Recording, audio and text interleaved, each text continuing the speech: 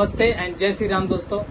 तो अगर आप सब सोच रहे हो कि जर्मन सफर्ड लेना है एंड जर्मन सफर्ड आप सभी के लिए घर में सेफ रहेगा या नहीं रहेगा, जैसे जर्मन सफर्ड को आप अपना समझोगे, क्या वो आपके जान के लिए खतरा है या नहीं है, ये हम उसी के बारे में बात करेंगे थोड़े बहुत प्रूफ के साथ में। तो स्टार्ट करते हैं जर्मन सफर्ड की मोस्ट ट्रेंडिंग वीडियो, जिस वीडियो की वजह से जर्मन सफर्ड को इतना ज्यादा भाव मिल रहा है जो कि उसके लायक वो 1% रद्दी भर भी नहीं है, क्योंकि उसकी मोस्ट ट्रेंडिंग वीडियो है डिक्टेटरशिप। मोदी तानाशाही कर रहा है, मोदी ये कर रहा है, वो कर रहा है। पर मैं कहना चाहता हूँ कि ये वीडियो आप ट्रेंडिंग में चल रही थी फ्यू वीक अगो, ठीक है, कुछ समय पहले की बात है। एक मीमर्स ने ये वीडियोस बनाई थी ममता बनर्जी के ऊपर एंड वीडियोस वायरल हुई एंड वायरल होने के बाद उसके ऊपर ममता बनर्जी के तरफ से, बंगाल पुलिस के तरफ से काफी सारे मेल किए गए, काफी सारे एलिगेशन लगाए गए, कंप्लेन किए गए कि तुम अपनी जानकारी हमारे साथ शेयर करो, तुम ये वीडियोस को हटाओ, नहीं तो तुम्हारे खिलाफ एक्शन लिया जाएगा एंड वगैरह वगैरह so on. And same videos को मोदी किया गया एंड मोदी ने उस मीमर को अप्रिशिएट किया, कुछ भी नहीं बोला। एंड मैं लिख देता हूँ ये वीडियोस में कि अगर वो सेम काम मोदी करता, मोदी के मीम्स बनाने पे मोदी अगर उसको बोलता कि तुम अपनी जानकारी दो, तुम ये वीडियो हटाओ, तो ये जर्मन सफर्ड जो है अपना एक वीडियोस बनाता, वीडियो नहीं तो एक शॉर्ट वीडियोस बनाता एंड बोलता कि देखो हमारे इंडियाज में इतनी भी छूट नहीं है कि हम एक मीम्स बना सके। ये सारे काम किया किसने? ममता बनर्जी ने। इसीलिए ये जर्मन सफर्ड एक बार भी अपने मुंह से चू और चा नहीं निकाला। बात करते हैं दूसरे टॉपिक की। आपने काफी सारे जर्मन सफर्ड के वीडियोस में, उसके कमेंट में एंड आजकल उसके जो चाटुकार हैं, सारे लोग एक ही चीज बोलते हैं कि मोदी जीतेगा तो कॉन्स्टिट्यूशन बदल देगा, ये कर देगा, वो कर देगा, हमें ये नहीं मिलेगा, वो नहीं मिलेगा, हमारी राइट्स को छीन लेगा। तो मैं उन सभी को थोड़ा बहुत याद दिला देना चाहता हूं कि 1976 में इंदिरा गांधी ने 42वां कॉन्स्टिट्यूशन लाया, जिसमें उन्होंने 2/3 कॉन्स्टिट्यूशन को पूरा बदल के ही रख दिया पुराने वाले से। एंड उसमें इतने बदलाव किए गए हैं कि पूरा का पूरा उसे एक मिनी कॉन्स्टिट्यूशन नाम ही दे दिया गया। पर आई थिंक कि उसके ऊपर किसी ने आजकल या फिर पहले भी कोई डिस्कस किया गया हो। जो लोग कहते हैं कि मोदी तानाशाही कर रहा है, तो उन सबको मैं एक चीज और बता दूं कि तानाशाही क्या होती है। वो देखना है तो 1975 की न्यूज उठा के देख लो कि अचानक से एक दिन सारे मीडिया हाउसेस की लाइन कट कर दी गई, सारे मीडिया वालों पे एकदम प्रेशर दबाया गया। अटल बिहारी वाजपेयी, जयप्रकाश नेता, ये सारे के सारे नेता थे, इन सभी को जेल में बंद कर दिया गया बिना किसी कारण के, बिना किसी इंफॉर्मेशन की। इलेक्शन जो हमारे लिए बहुत ज्यादा इंपॉर्टेंट होता है कि हमारे देश पे किसका राज होगा, किसका राज नहीं होगा, उसके लिए हमने इलेक्शन करते हैं। 1976 के इलेक्शन को पोस्टपोन कर दिया गया। नागरिकों का fundamental of rights and chief of justice को भी बंद कर दिया गया। मतलब कि अगर तुम्हारे ऊपर कुछ होता है तो तुम उसके ऊपर केस भी नहीं कर सकते हो। ये सारे के सारे चीज इंदिरा गांधी के राज में हुआ। बट वो सबसे बेस्ट थी, आयरन लेडी थी। बट मोदी चोरों को सजा दे रहा है तो वो डिक्टेटर बन गया। उसमें मेरे को बोलेंगे अंधभक्त है नहीं। हमारी जो फेवरेट साइट हो वहां पे जाके तुम खुद भी चेक कर सकते हो ये सारे फैक्ट्स हैं। आगे के फैक्ट्स एक और बता दूं, कांग्रेस का ही डॉक्यूमेंट ये कहता है कि 1946 के टाइम पे जब पूरे कांग्रेस से वोटिंग करवाई गई थी कि आप किसे देखना चाहते हो पीएम के रूप में, तो 15 में से 12 वोट मिले थे। सरदार पटेल का नाम लिया था, बट फिर भी हमारे पीएम बने कौन? None other than Nehru ji. क्यों?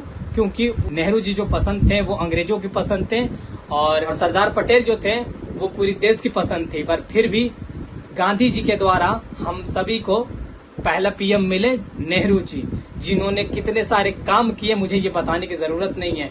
एंड गांधी जी ने खुद बोला था कि मैं ना देश का कोई पीएम हूँ, ना देश के किसी पॉलिटिशियन से मेरा कोई हिस्सा है, ना मैं कांग्रेस का मेंबर हूँ। तो ये सब कुछ ना होने के बाद भी गांधी जी किस हक से नेहरू जी को पीएम बनाए, जबकि उन्हें एक भी वोट नहीं दिया गया?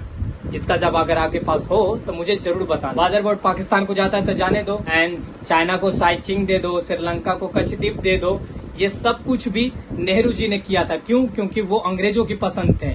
पर फिर भी आज जो छोटी छोटी चीज जो चाइना ऑलरेडी पहले से कब्जा में किया हुआ है उस चीज को रीनेम कर रहा है, तो लोग बोलते हैं कि मोदी देश बेच दिया दूसरे को एंड मोदी चुपचाप देख रहा है। बट पहले जाके पता कर लो कि देश असल में बेचा किसने था। प्रधानमंत्री मोदी इतना बौखला है कि राजस्थान के चुनावी भाषण में खुल्लम खुल्ला झूठ बोलने लगे। और पहले जब उनकी सरकार थी उन्होंने कहा था कि देश की संपत्ति पर पहला अधिकार मुसलमानों का। यही झूठ व्हाट्सएप पर भी बहुत फैलाया जाता है दोस्तों। हमारे पूर्व प्रधानमंत्री मनमोहन सिंह देश की सारी संपत्ति मुसलमानों को देना चाहते थे। तो जर्मन सफर्ड के वीडियोस को सुन लिया कि ये मोदी झूठ बोल रहे हैं कि ऐसा कुछ भी नहीं है कि हम कांग्रेस सारे संपत्ति मुस्लिम को नहीं देना चाहते हैं। तो मैं छोटा सा वीडियोस इसके परदादा का वीडियोस प्ले करके यहाँ पे आपको दिखा सकता हूँ। To ensure that minorities, particularly the Muslim minority, are empowered to share equitably in the fruits of development.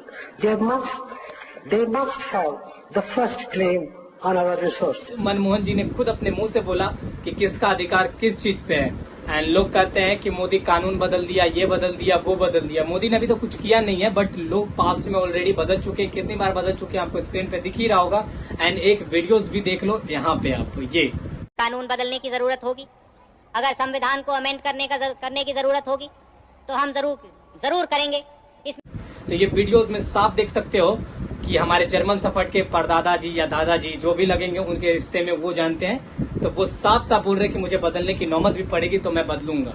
And Dhruv Rathee को आपने काफी बार देखा होगा अरविंद केजरीवाल के सपोर्ट में वीडियोस बनाते हुए। बट कुछ दिन पहले की यही बात है कि अरविंद केजरीवाल अपने ही स्वाति मालीवाल जो उन ग्रुप की नेता थी उनके ऊपर अत्याचार हुआ, बट उन्होंने कोई एक्शन नहीं लिया। तो एक चीज और बता दूं कि स्वाति मालीवाल जो वुमेन के लिए पहले बहुत प्रसिद्ध थी कि वुमेन के प्रोटेक्शन में हमेशा आगे आती थी, हाँ, उसके ऊपर एक शॉर्ट वीडियो बनाया जिसके ऊपर उन्होंने प्रूव कर दिया जर्मन सफर्ड ने कि स्वाति मालीवाल गलत है। पर जब जो वही स्वाति मालीवाल जब मोदी को गलत बोल रही थी तो सब लोग उसके सपोर्ट में थे, बट आज जब उसके साथ गलत हुआ तो जर्मन सफर्ड भी उसे गलत बना दिया। तो कौन डिक्टेटर है ये आप डिसाइड। अरविंद केजरीवाल पे केस हुआ, उस पे जर्मन सफर्ड का क्या बोलना है ये सुनो। अरविंद केजरीवाल के अरेस्ट से ये आजाद भारत के इतिहास में पहली बार है कि किसी सिटिंग चीफ मिनिस्टर को अरेस्ट किया। तो ये आजाद भारत में पहली बार है। तो मैं इसके ऊपर कुछ भी नहीं बोलना चाहूंगा, कुछ भी मतलब कुछ भी नहीं। मैं सिंपली एक छोटा सा वीडियो आपको दिखाना चाहूंगा। जो गूगल के पापा लगते हैं उनका आप ये वीडियो देख। जेल जाने पे मैं बता देना चाहता हूँ, केजरीवाल जी पहली बार जेल गए क्या? ये 2012 में भी अन्ना के साथ जेल गए थे, कांग्रेस ने जेल में डाला था। और आप सुनिए, सुरेश कालमाड़ी 2010 में जेल गए, हमारी सरकार नहीं थी। शिबू सोरेन 2006 में जेल गए, हमारी सरकार नहीं थी। मुलायम सिंह मायावती में 2007 में केस हुआ, हमारी सरकार नहीं थी। मधु कोड़ा 2009 में जेल गए, हमारी सरकार नहीं थी। करुणानिधि 2000 में जेल गए, हमारी सरकार नहीं थी। लालू यादव 97 में जेल गए, हमारी सरकार नहीं थी। जयललिता 96 में जेल गई, हमारी सरकार नहीं थी। झारखंड मुक्ति मोर्चा रिश्वत कांड 1994 में हुआ, हमारी सरकार नहीं थी। सुनिए, और राजीव गांधी के ऊपर केस 1987 में हुआ, FIR 1990 में हुआ, हमारी सरकार नहीं थी। भाई वीडियो देख लिया। अब हो सकता है आप इन्हें भी बोलोगे कि ये अंधभक्त है वगैरह वगैरह, सो ऑन। जर्मन सफर्ड के पापा अरविंद केजरीवाल दारू पीने की उम्र 25 साल से 21 साल कर दिए। क्यों? क्योंकि जब लोग की उम्र कम होगी तो लोग ज्यादा उस चीज को खरीदेंगे। कोई इंसान 25 साल से किन रहा है, कोई इंसान 21 साल से ही दारू किन रहा है, तो ऑफकोर्स सी बात है दारू की मार्केटिंग ज्यादा होगी एंड अरविंद केजरीवाल को पैसा ज्यादा आएगा। तो जो इंसान पैसे को ज्यादा देखने के लिए लिमिट को कम कर सकता है वो इंसान कितना देश की भलाई कर सकता है वो तो जानते ही होंगे।